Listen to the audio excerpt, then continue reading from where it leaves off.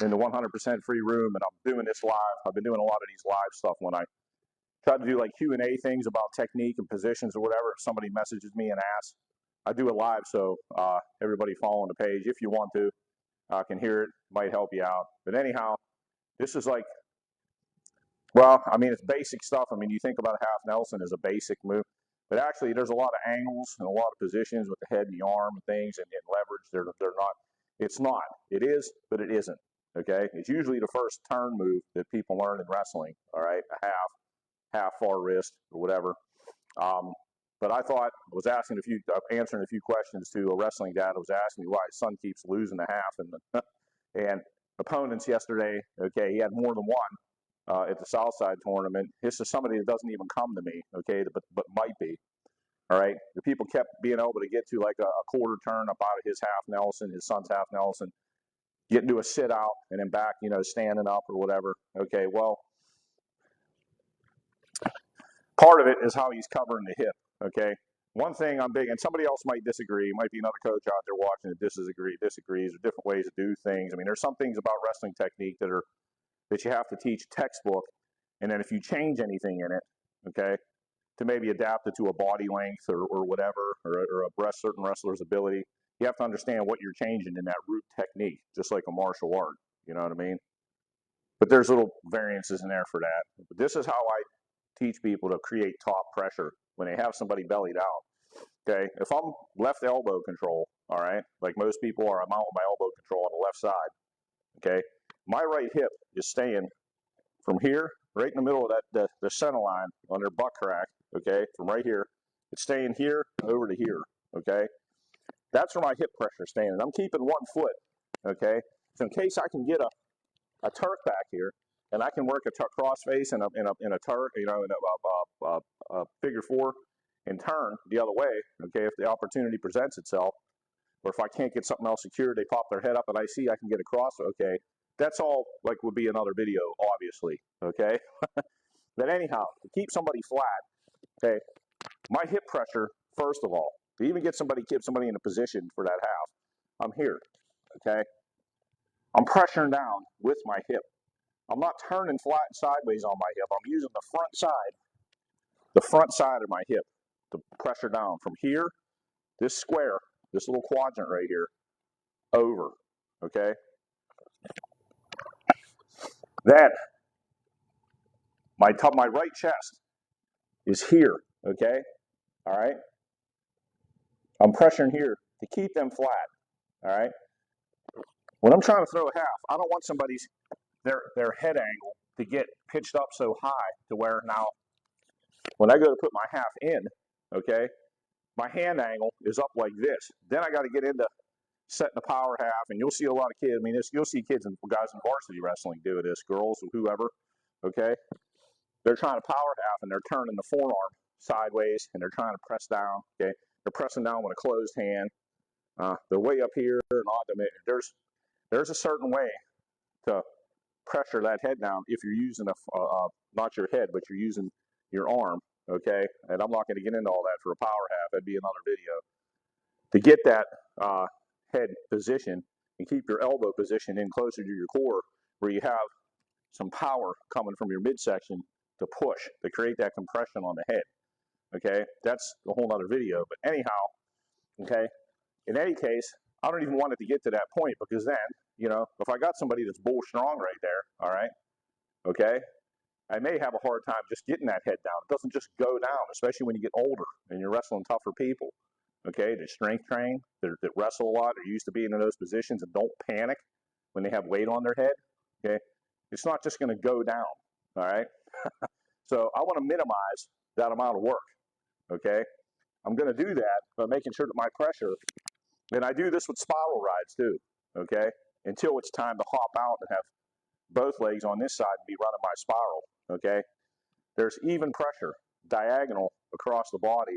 So I got all points of the body where they need to be able to pop up and stabilize down, okay? And at that point, they shouldn't be able to post on this arm, because I've got my half in with that elbow elevated a little bit, and they can't get this hand posted to the mat to use this knee and this knee to scrunch. And if they scrunch this knee, okay, with their head in the mat, and I have my knee going in the rear end like they should, I'm going to scrunch them up, okay, into a far side cradle. So they got to watch how far they bring this knee to that head. All right? But anyhow, so I'm here, okay? So let's just say, for sake of demonstration, that I'm getting ready to put the half in, okay? And let's say that they're looking the other way, but they have their head planted in the same plane, the same line, parallel line as the mat. They can turn their head away all they want. If that head's in the same plane as the mat, it really doesn't matter, all right? As much as people think it does, okay? So when I come in for my half, okay, I'm seeing a lot of people do this, and I guess some people say this is a matter of preference, okay? This is how I teach it, okay? And because, all right, again, just like I'm keeping diagonal pressure across the whole body, if I keep diagonal pressure, okay, from the near ear, okay, to the far temple, okay, not only can I get more surface area of my hand over there when it's time to scoop, okay, the head and push under, okay, I'm also taking this point of the head that needs to be up in the air, this one, okay, and I'm forcing it down to the mat. And when I start winging up, okay, I don't want to wing that half out and up. I'm taking that elbow away from my center of power, and I'm affecting that straight line power that my elbow needs to wing up when they're trying to fight down. So if I take my half and I'm building all my toes, so I'm keeping this pressure here on the hip as I climb, okay? And I should be head above head or head just behind head a little, okay? That's okay too. That's all like situational in the middle of wrestling, but it should be somewhere up here. I'm here, my elbow stays in line with my hip, with my left hip, okay? I'm driving that way, I'm creeping all my toes, This elbow should be going flipping straight up and the hand straight down and under, okay? Right here, all right? If I go on the back of the neck, okay, and you're going to find this out, especially in high school, varsity wrestling, when you're out there wrestling, okay, let's say you're wrestling somebody that's, all right, a Wednesday night section match, okay, they're in 11th grade, they already know they're going to a Division I program, a good wrestling college, they just haven't announced it. They strength train, they got traps and shoulders like a freaking kangaroo, okay, and they're picking their head up. You're not just going to pull that head down, okay, all right? So that is why I go here. If I go across the neck and I give an opponent, okay, that's got any kind of fight and doesn't panic under there, okay, that understands the situation, a chance to pick that neck up, okay, and pitch that head up and get this point of the head up and turn that way, then they can if they can get their head up there, they're going to get their chest up off the mat here. Then right there, they have enough to post out and start fighting my half. And that is how, okay, when they're here, they get to the sit. Especially if your wrestler keeps pushing into them with their half real high, but they're winging down on it. They've been able to look up that way. If they can post a hand, post a foot, they're going to create back pressure, just like a back pressure stand-up. They're going to shoot this leg out to a sit-out, okay? As long as they're in a sit, all right, they get here. Okay, let's say they sat out. They've back pressured. They got here. All they have to do is hip change over, and they're up and out. Hey, that's like basic stuff. I mean, you can go find that on Fanatics Wrestling or what, anywhere on YouTube. That's a basic hip changeover, sitting up from a half. Okay, that's being either driven, it's trying to keep being driven while an opponent has already established too high of a head position. Okay, has defended it too well, or whatever. Okay, but nevertheless, let's say I'm here again. Okay, I got my pressure here, all right. Half is in, elbow is in, not winging up. I'm under the elbow here, all right, but I'm across the head diagonal. I'm on my toes, scooting, keeping my knee driving in there with my hip pressure still on this hip. I'm driving. As soon as I get head over, okay, where I can see the underside of my knuckles, my back of my hand, I'm on my toes. That's when I'm going to step out. And this hand having to get the wrist, if you can't get that wrist here, if you can't get this wrist, don't even worry, just block here. As long as their arm's straight out in front of them, they're like a barrel, they'll roll. If they can keep it posted, that's what's keeping them from going. But the longer you keep fighting for that wrist, okay, the weaker your half gets, okay, you're going to end up losing position on it, and they might get out of it, all right, and defend it. So I'm here. I can't get the wrist. I'm blocking. I've built up, okay? At my angle, that head is curled so far under and that shoulder is pitched up so high, all right?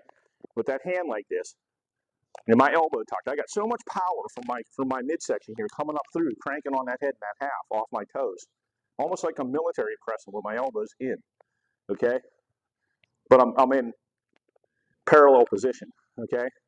From here, I'm going to slam this hip, my left hip to the mat, drop my elbow. My microphone might rub, so it might make some noise. I hope not. But anyhow, I'm curling as soon as I feel they're about to turn under, okay?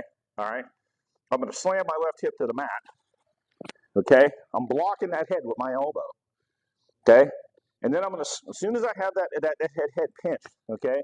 And I'm blocking here, these are my pins, okay? The whole term of pinning in wrestling, the word pin gets misused too a lot. There's near fall, and I'm using my pins to get my fall, okay? To position somebody, my pins, okay? I think that's big in jiu-jitsu too, the term pins, all right? And what that means. But anyhow, I'm here, okay? I've got that hip slam. I'm not leaving it here forever. It's a quick down. I'm back scooping the head and slamming this other hip to the mat and lifting up, getting this part of my chest on their face and my right chest on their upper chest here. Boom. And I'm circling back, okay? They'll roll right over without all that chest adjusting. You got that head torqued up in here. I'm now torqued up in here. I've circled back, scooped and lifted that head. Here. Ready? Elbow. Here. I've circled back. I'm torquing on that head so far, my head posted out. Now they're not going anywhere. Okay? And all this look stuff, I'm looking down to make sure they're pinned. I don't have to do all this arching. Arch, squeeze, squeeze. It's all nonsense. It's stupid. Okay? It's all about position first. I'm scooping. That elbow's still in line with my half. Here it is, in line. I don't even have to bring it in and squeeze real hard. I'm lightly picking up on this head. Left chest is on his face. Right chest is on his chest. Okay? And he can't breathe under there, or she, or whoever. Okay? I'm here, right here, torquing on that head. That sucks. Okay? That's a position that nobody can get used to. All right? And if they try to bridge from right here, okay, they're pinning themselves. So, Dad, there's a whole bunch of stuff going on there why he's losing that half. And that hip flick, okay, the arm across okay, a lot of that is like, comes from Wade Chalice's Half Nelson, which I'm going to send you a link to. I actually got to meet him at Quest. Coach Ackerley was kind enough to let me come down there, and I ended up assisting Wade Chalice a little bit. I've been trying to meet the guy since I was like 8, 9 years old. He's been my idol forever. You know, him and Gene Mills. And I started wrestling in 1980 or 80, 81 season in youth at Hopewell, or 81, 82. I can't remember. You know, so long ago. But anyhow, you know, those were the big dogs back then. And I'd like to meet Gene Mills one time before I get too old, or he does. But, you know, that's all has to happen. Just stars have to align, I guess. He has to do a clinic around here somewhere or whatever. But I got to meet Wade Chalice, and, you know, I talked to him for about 10 minutes or so afterward. And I told him that I teach, you know, pretty much the half Nelson that he does. And you'll see him hit that elbow drop, hip drop, okay? And as soon as that hip drops and he gets that elbow position, when you have that elbow behind that head, okay, that head is pinned there. And if you're using your pins correctly, and your leverage, okay, that head's not going anywhere. It's there to scoop, okay? And then where I do it a little bit different is when I scoop the head, I circle back. It helps me rip that head up in there then they naturally want to turn forward, okay, which helps them pin it. If they turn into me, which they shouldn't do, all right, then that's helping me secure it even more. They're pretty much pinning themselves just with my position. Okay, they're helping me improve my position. But that's kind of the stuff where he's losing his half. This whole thing about, okay, he's trying to circle his half out a little too much. Okay, he's trying to do this. Make sure I got enough room to be on the camera. He's getting his half. It's on the neck here. Okay. It's not that his head position's so bad or whatever. But here, and then you got people on the side of the mat screaming, run it, run it, run it, run, squeeze, squeeze. Okay, and he's getting wrapped up. All right, and he's doing this, circling. Okay, if you circle somebody with the half, okay, especially if they can get posted here, you'll be circling them all day long, spinning in a circle. Okay, if they're posted here and you're circling and you curl them up and they can pick that head up, okay, and that they're now so concerned with circling that half that even if that head stays low, a lot of times they'll miss the opportunity for the far side cradle as that knee comes closer to the head. If you get somebody, okay, that keeps that head up and you're running, circling that half, and they plant this foot and you circle, circle, circle, you're circling right up into a sit. And if you drive on them sideways enough, you can stand them right up. Okay? So that half, this is what I would be shown here. Okay? It's here. Head across. Here, I'm knife edging on the back of the head. This creates more pressure, this knife edge, side of your hand, and here actually. But really, I mean, okay, if he uses the flat of his hand, if he feels like he can give you a better grip there, okay, whatever. I try to get him to do the knife edge. It's here, elbow in. Everything drives from near ear to temple. Okay, and as soon as that's, I'm going to position the dummy just like I'm turning, because this thing's a little deflated right now, and it's hard for me to work with. But anyhow, he's starting to turn. I'm still at my drive angle. My elbow's in. I'm starting to lightly, okay? I got that head lightly scooped. I'm going to drop so I can adjust without having to adjust my chest, okay, when I go to get the pin, okay? I drop my elbow, slam my hip to the mat real quick, and then I flick up real quick. Boom. Then I'm circling back, okay? Foot posted here, all right? They're not bridging. If they try to bridge, they get a little bit of a bridge there. They're pinning themselves on their shoulders. They have to be able to bridge on your head, not your shoulders, right? Okay? He's got to get his hand placement, his drive angle, and then his diagonal pressure when he has a person flatten out and he's trying to get things set, okay? He has to have that correct to keep them flat and to keep this shoulder, the chest angle, and the head angle from not being able to pop up and go that way, all right? And this wrist, trying to reach in and get this wrist, they keep rolling it out, rolling it out. If I got that half in, okay, and I'm starting to turn it just a little bit, just starting to lift that elbow a little bit, all I have to do here is just block that elbow, turn it from a post out here, pop it straight, and he's going to roll like a log, and just keep a hand there. You don't even have to worry about the waist or none of that. You got pressure here, okay? This is why you keep the pressure on while you're building your roll that way. The hips can't escape. If you come out to the side to a T and you just start driving, their hips are loose. And if they can turn their head up, because you have your hand on the back of the neck, your son's here, I'm here, okay? The hand's on the back of the neck instead of across the head. He's driving me straight that way. If I can post out the way he's driving straight, he's going to push me right up, okay? But that would be my advice. So if you bring him in here, you know, we'll work on that definitely. We'll isolate that. We'll start our first couple one-on-ones to break the ice and stuff. And we're going to break this down really. Half is like, it's the first, it's kind of like going knee down. An inside step. That's not the first step I teach 5- and 6-year-olds. Unless they show me somehow that they're just naturally athletically gifted, they're a little more strong or stable here, and they're, I guess, athletically, they're mechanically inclined in an athletic sense. You know, they can put different parts, moving parts together pretty good. And I see they can handle that, okay, you know, maybe, but I'm teaching them more step-in doubles. We're just dropping level, not even going down to and stepping in, okay? And if a lot of them are already in football, playing, twerps, mighty mites, or whatever, okay, it's pretty much just almost like a football tackle, head outside, but with a lower level change and a drive step off a back foot, because I get them to wrestle sugar foot, you know, a front leg and a lead leg, and keep it no matter which direction they're circling. It's kind of the same thing, okay? I don't teach a half Nelson just like a knee down head outside double with a big inside step is usually the first thing that's taught in wrestling,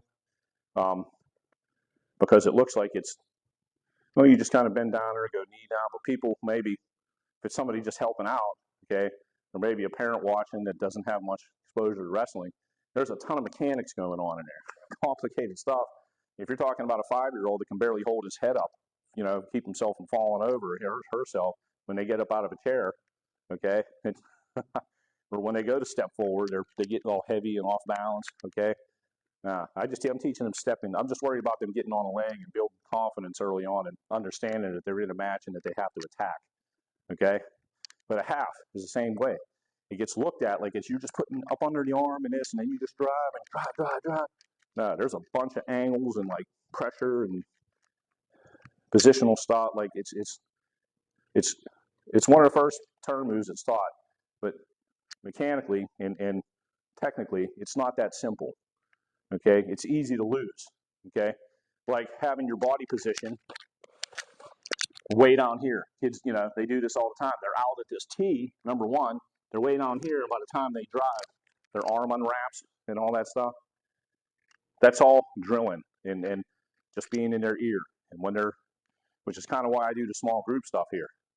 If I have 4 people in here, if there's one thing where I know most get stuck on, okay, I'm on top of that, like boom, boom, boom, every single rep. And they'll be, dude, shut up. I know they're getting tired of hearing me, but I'm going to grind it into their head. Either they get tired of hearing me and they stop doing it, or they just, you know, through the repetitiveness of me, you know, pointing it out every time we drill the key points, even if we have to stay at walkthrough level for a while with it, that's what I'm doing. And they're not going to progress past that until I see that's ready, okay? But that's what this thing is.